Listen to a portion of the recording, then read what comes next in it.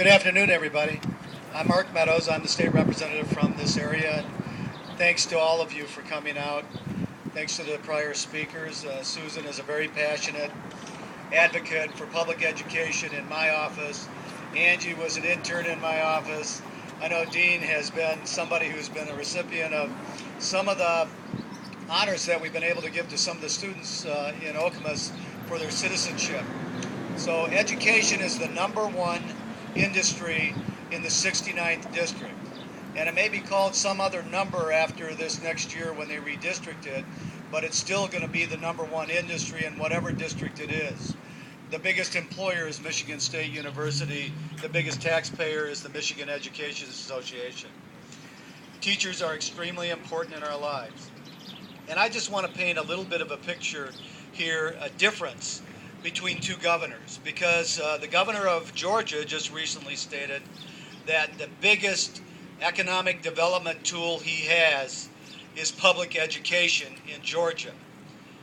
Our governor is sending a child to a private school for $22,000 a year, and by the way, he's not giving you $22,000 a year. He's cutting the amount of money that is in these schools for your child's education.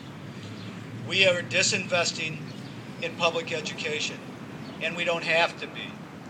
In January of this year at the Revenue Estimating Conference, the best minds, the best financial minds in the state of Michigan, from the Senate, from the House, and from the Department of Treasury said at the end of this year there will be about a $500 million surplus and by this year I mean October 1st of this year, a $500 million surplus in the school aid fund, the money that we have set aside to pay for K-12 education.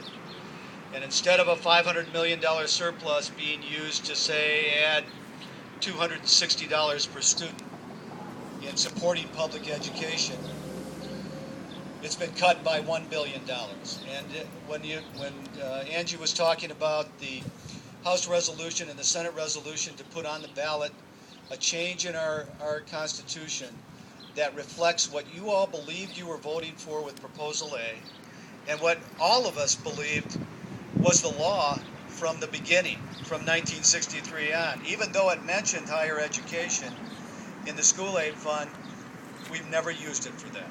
We've always used it for K-12 education. And so we need to get back to that. Do call and ask your legislator. You don't have to call me, of course, but ask your friends, your relatives, as Angie said, to weigh in on this with their legislator. Let's get the Constitution in line with exactly what you believed it said, which is that money that goes in the school aid fund is to be used for K-12 education and not everything else.